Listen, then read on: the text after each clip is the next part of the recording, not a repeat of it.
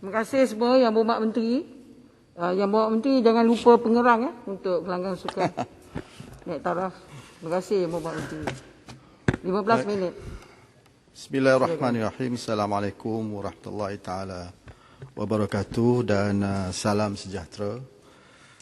Datuk Pengerusi, terlebih dahulu saya ingin mengucapkan terima kasih kepada semua ahli-ahli yang berhormat yang telah mengambil bahagian dalam perbahasan rang Undang-Undang Perbekalan 2021 peringkat jawatankuasa yang menyentuh perincian-perincian yang spesifik, butiran di bawah tanggungjawab Kementerian Belia dan Sukan. Saya ingin mengambil kesempatan untuk mengucapkan setinggi-tinggi penghargaan dan terima kasih dan setiap persoalan, syur, cadangan, saranan, teguran dan kritikan maupun harapan yang dizahir ataupun dibahas oleh ahli yang berhormat akan menjadi pedoman ataupun panduan oleh Kementerian Belia dan Sukan. Sekali lalu ingin saya sebut di sini bahawa Kementerian Belia dan Sukan diperuntukkan sejumlah anggaran perbelanjaan secara keseluruhan berjumlah RM940,580,900. Daripada jumlah keseluruhan tersebut, 614,136,800 iaitu sebanyak 9.6% adalah bagi tujuan perbelanjaan mengurus, iaitu peningkatan 9.6% berbanding peruntukan yang diterima pada tahun 2020. Dan manakala 326,444,000 untuk perbelanjaan pembangunan, yakni peningkatan sebanyak 19.5% berbanding 2020. KBS sebagaimana yang diketahui mempunyai 3 bidang tumpuan atau sektor teras yang diberi keutamaan, iaitu sektor sukan, belia dan juga pembangunan kemahiran ataupun TVET. Dalam sektor sukan, secara imbasan awal daripada keseluruhan peruntukan mengurus B45 sebanyak 614,136,800 yang diperuntukkan di bawah anggaran belanjawan 2021 kepada Kementerian Belia dan Sukan, sejumlah 107,261,570, yakni 17%, telah dikhususkan untuk pelaksanaan semua program sukan, baik sukan berprestasi tinggi maupun sukan untuk semua di peringkat akaumbi. Untuk sektor belia, berasaskan peruntukan yang sama sejumlah 31,999,000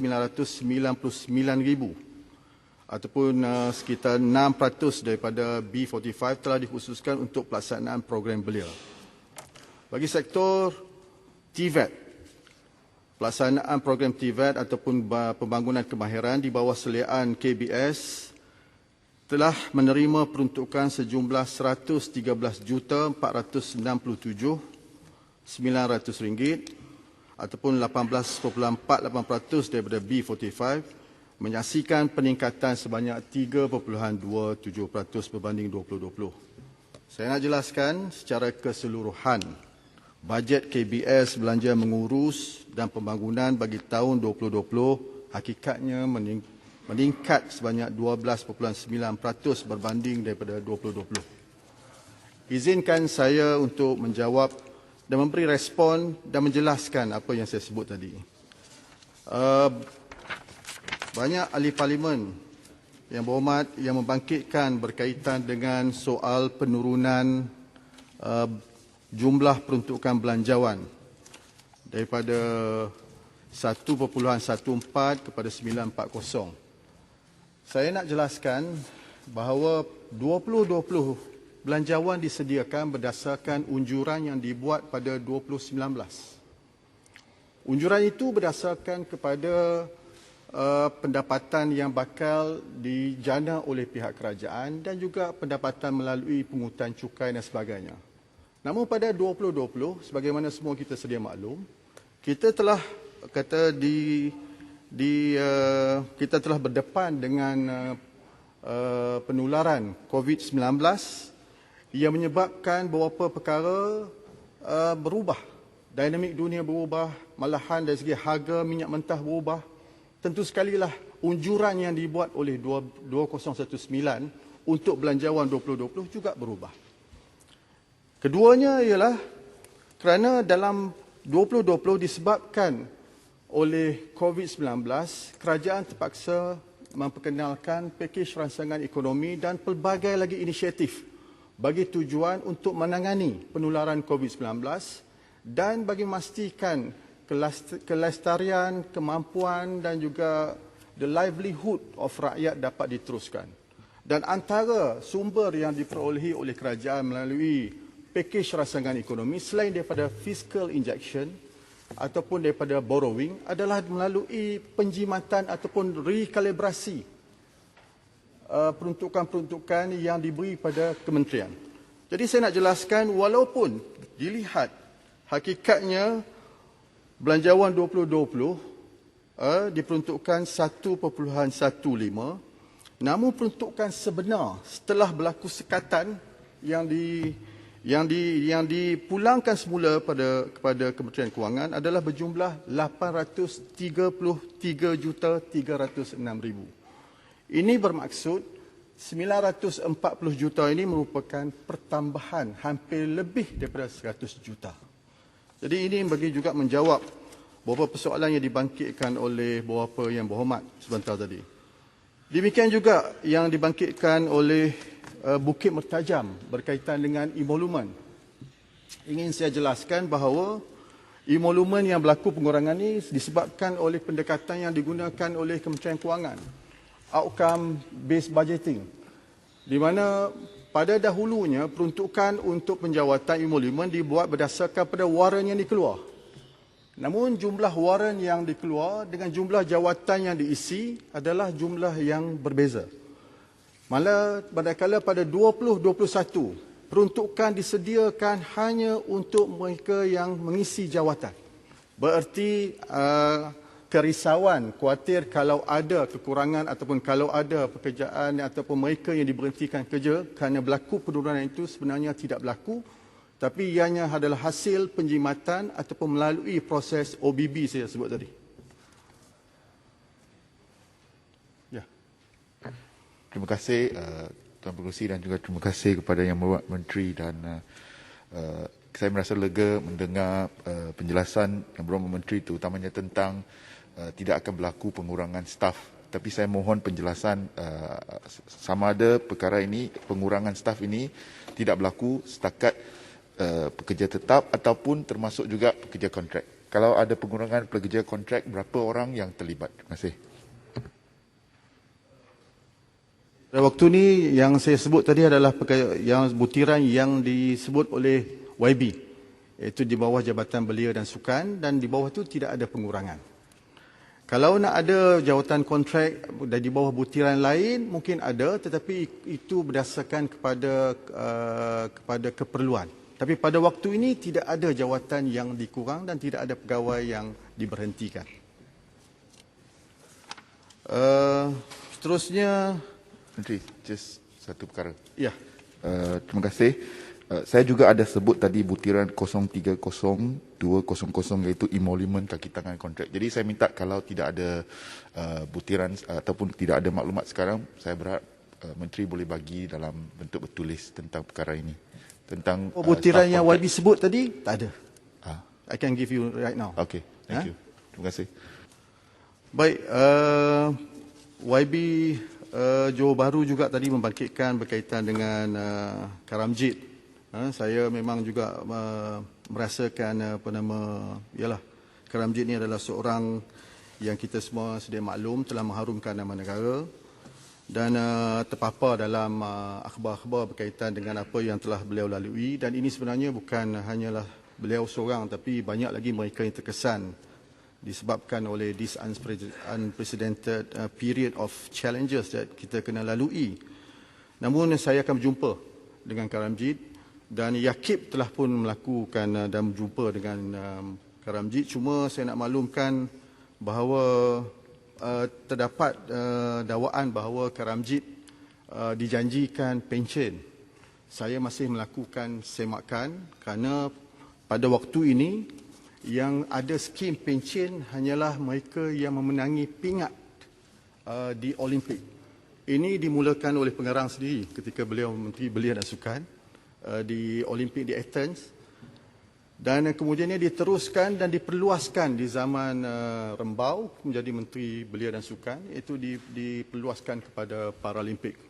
Dan di pihak KBS kita masih lagi juga untuk menerima pandangan-pandangan daripada Persatuan Sukan, terutamanya Majlis Olimpik Malaysia, dalam mereka memperjuangkan untuk nak pastikan bukan hanya pemenang pingat tetapi the Olympian, mereka yang melaku dan mendapat kelayakan juga boleh dipertimbangkan untuk mendapatkan pencen.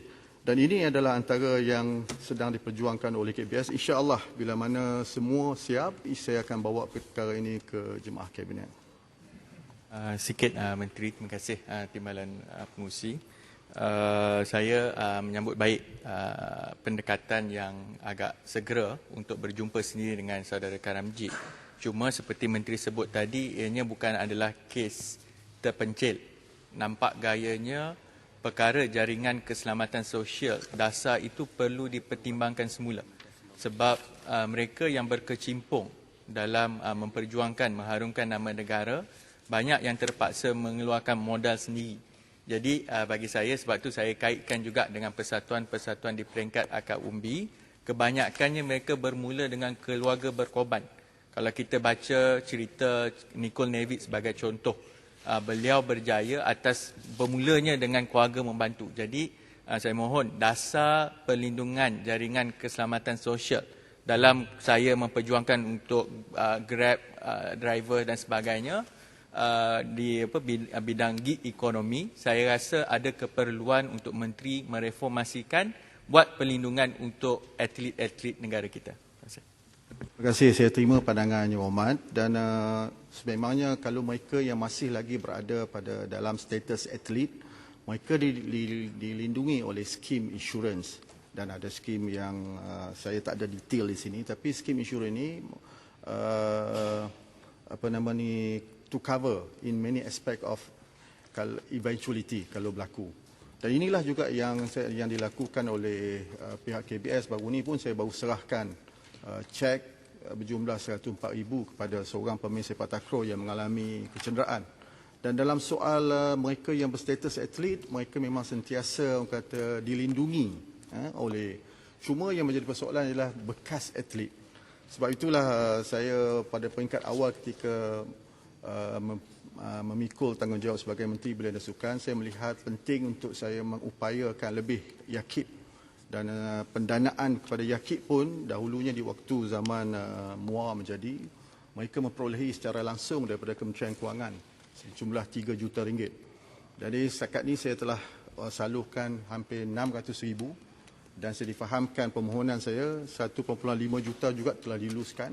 Dan saya juga mohon daripada Menteri Kewangan agar dapat ditambahkan kepada YAKIP, kerana peranan YAKIP setakat ini amat baik dan tidak ada seorang pun atlet-atlet yang terkesan, bekas atlet yang terkesan yang tidak mendapat lawatan daripada YAKIP, termasuklah Karamjit. Baik, MUA tadi ada 2-3 MUA bangkitkan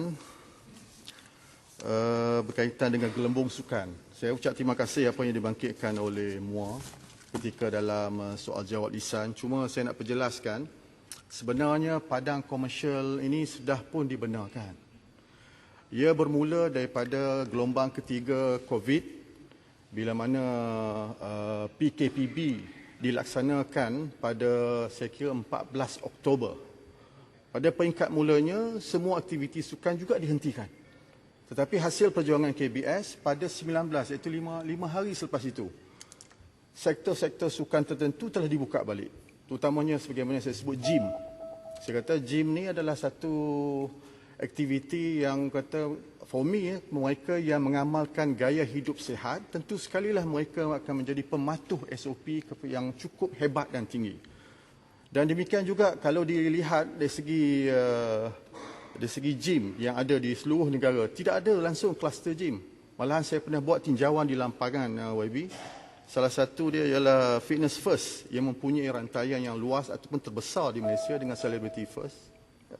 Mereka memaklumkan kepada saya dalam tempoh PKPP sehinggalah PKPB dilaksanakan, terdapat 600,000 visit. Only 2 cases of COVID positif, itu pun daripada luar. Berarti memang dalam soal sektor sukan agak terjamin dari segi mereka menjaga dan tidak ada berlaku penularan. Cuma dari segi bola sepak yang saya dapat ceritakan sikit ialah kerana ada SOP yang agak ketat. Kerana selagi for as long as dia tak bersifat non-contact, maka saya perjuangkan supaya dibenarkan juga waimah latihan sekalipun. Bukan kerana untuk mereka bermain tetapi untuk membolehkan operator tu buka. Saya turun ke Radia di Bukit Jelutong, saya turun ke arena dan saya lihat memang mereka dibuka dan at least mereka can sustain the operation with some income. Namun sebagaimana yang disebut sebelum ini bahawa pada Kementerian Belia dan Sukan sedang membangunkan gelembung sukan model yang baru. Sebab kita lihat ada kemungkinan yang mungkin kita dapat perkenalkan kepada MKN. Sebab pada akhirnya it is beyond my call. It is the call by MKN dengan KKM. Kita lihat ada di luar negara yang mana mereka menggunakan kata ujian-ujian yang RTK. Ujian-ujian yang seperti mana saya sebut dulu, breathalyzer.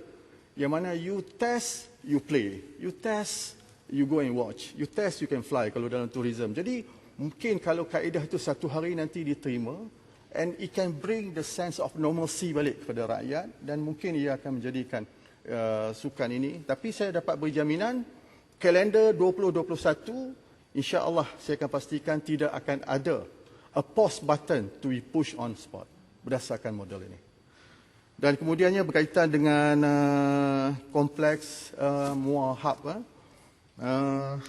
Ya, sememangnya kita pernah berbual, memang menjadi amalan saya. Benda yang telah pun dirancang di peringkat awal akan diteruskan, demikian juga kat BM. Dan cumanya ialah ia dibuat setelah mengambil pandangan semua. So pandangan ialah bila mana, termasuk saya mengambil pandangan daripada Yang Teramat Mulia Tengku Mahkota Johor, kerana beliau, tuanku, telah diberi peranan untuk mengetuai dan juga mengemblengkan belia di negeri Johor. Dan pada pandangan tuanku waktu itu, dan bahawa biarlah ia bercirikan kompleks belia dan program-program yang ada kaitan dengan belia. Kerana swimming pool itu lebih kepada sukan. Dan saya ucapkan terima kasih kepada MUA kerana banyak membantu dan demikian juga kepada Kerajaan Negeri Johor dan tentu sekali lah kepada tuanku yang banyak membantu yang akhirnya dapat merealisasikan. Dan insya-Allah untuk makluman tendernya akan dikeluarkan pada 24 hari bulan Disember ini. Dan kalau tidak ada aral mungkin pada 29 akan dibuat pecah tanah. Baik, saya rasa yang lainnya tadi ada berkaitan dengan perkara yang bersifat spesifik yang mohon untuk saya tengok kawasan komplek masing-masing. Saya fikir itu saya akan jawab secara bertulis. Ledang bangkitkan berkaitan dengan kompleks penyelenggaraan. Saya nak maklum sedikit saja. Bila tengok sukan punya kompleks ataupun gelanggang-gelanggang, tak semuanya dimiliki oleh di bawah KBS. Ada kalanya KBS serah kepada majlis daerah. KBS serah kepada majlis-majlis perbenaran, local government. Pada lazimnya pengendalian penyelenggaraan harus dilakukan oleh the local government. Namun begitu, itu tidak bererti bahawa KBS akan melepaskan tangan. Dalam keadaan-keadaan bila mana dilihat ada permohonan, insya-Allah kita akan pastikan bahawa semua fasiliti sukan yang berada, terutamanya di peringkat akar umbi, akan dapat diberi perhatian. Terima kasih Menteri. Sikit saja. Saya faham apa yang telah disebutkan oleh Menteri tadi berkenaan dengan apa dia dipanggil ini penyelenggaraan ataupun penyelarasan yang perlu dilakukan dengan majlis-majlis daerah yang juga menyelenggara gelanggang-gelanggang sukan termasuk gelanggang futsal, sepak takraw dan sebagainya. Tapi perkara ini telah lama berjalan, bukan baru tahun lepas ya, tetapi telah bertahun-tahun. Jadi saya rasa sesuatu perlu dilakukan supaya ada satu kesegeraan, ada satu penegasan yang dibuat dari segi pelaksanaan penyelenggaraan tersebut, execution, ya. Sebab saya nampak sangat perkara ini dan saya bimbang, saya tak mau menuduh, tapi saya khawatir sekiranya ada berlaku ketirisan dan audit ataupun siasatan perlu dilakukan supaya tidak ada ketirisan menyebabkan gelanggang itu kononnya dikeluarkan keuangan penyelenggaraan sama ada oleh KBS ataupun oleh majlis daerah tetapi tidak berkualiti dan akhirnya mudah rosak dan kemudian terbengkalai. Itu saja masalah. Terima kasih. Itu, tapi dalam soal penyelenggaraan ini saya fikir ia tidak akan berlaku dalam soal sebagaimana disebut, sebab sentiasa dipantau oleh ICU dan it will be under a very strict scrutiny by also Ketua Audit Negara. Cuma sebagaimana saya sebut tadi lah, itulah kekangan. Tapi kalau ada lah di tempat ledang, I think you boleh forward kepada Kementerian Belia dan Sukan dan mana-mana, dan insya-Allah saya akan lihat berdasarkan, sebab saya sebut dalam perbahasan peringkat dasar.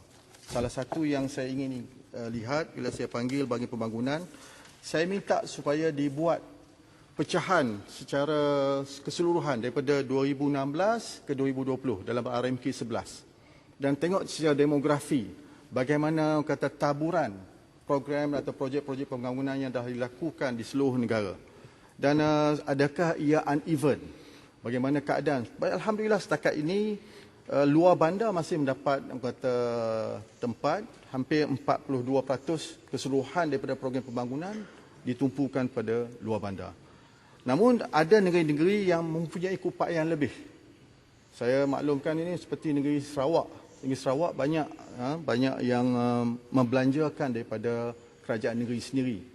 Namun negeri seperti Sabah tadi dibangkitkan oleh Sepaga, saya dah sebut bahawa sukan pemotoran ini adalah sukan yang akan diberi penekanan, dan insya-Allah dalam pendemokrasian sukan melalui perataan kata kemudahan-kemudahan sukan secara lebih menyeluruh, insya-Allah saya akan lihat dalam RMK 12 agar ia dilaksanakan dan dapat dinikmati oleh semua, termasuklah yang berada di sana. Menteri, Saya ada lagi 2 kementerian yang belum habis. Dikit saja. Sikit saja. Mohon Pengarah. Menteri.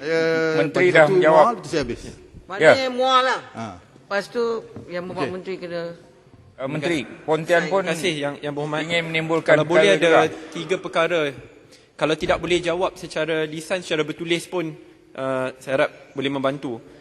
Pertama sekali bagi NFDP, sebelum ini peruntukan adalah 45 juta.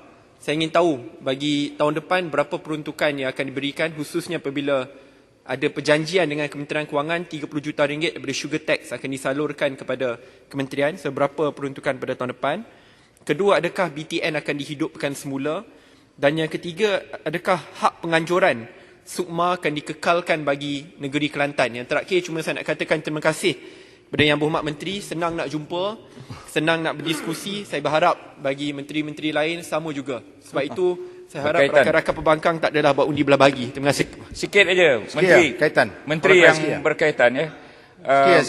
Saya menyokong BTN dihidupkan semula. Saya amat menyokong BTN dihidupkan semula. Baik, terima kasih banyak. banyak. Yang kedua, kemahiran tinggi, budaya usahawan di kalangan belia ini perlu ditingkatkan. Terima kasih. Baik, terima Untuk kasih. kalau kerai saya harap Yang Mohd dapat jawab secara bertulis. Ya, yang ada isu semua banyak saya berkaitan bangkitkan dengan tadi, spesifik saya termasuk akan jawab SUKMA dan tulis lain-lain kerana terlalu infrastruktur. banyak. Terima kasih. Dan berkaitan dengan Kelantan, memang Kelantan akan dapat hak penganjuran 2026. NFDP untuk 2021 kita diperuntukkan 20 juta daripada keseluruhan 110 juta. Berarti melalui di bawah peruntukan DE. Jadi Tuan Datuk Pengurusi, saya fikir itu sajalah yang dapat saya jawabkan. Menteri. Terima kasih banyak. Yang Mohd, masalahnya ialah bahawa wang sejumlah ringgit Malaysia 614,136,800 untuk Kepala B45 Anggaran Perbelanjaan Mengurus 2021 jadi sebahagian daripada jadual hendaklah disetujukan. Ada yang bersetuju kata bersetuju. Yang tidak bersetuju kata tidak. Lebih suara bersetuju, Kepala B45 jadi sebahagian daripada jadual. Yang Mohd, masalah ialah bahawa perbelanjaan di bawah Kepala P45 Anggaran Perbelanjaan Pembangunan 2021 hendaklah diluluskan. Ada yang bersetuju kata bersetuju. Yang tidak bersetuju kata tidak. Lebih suara bersetuju, perbelanjaan di bawah Kepala P45 jadi sebahagian daripada anggaran perbelanjaan.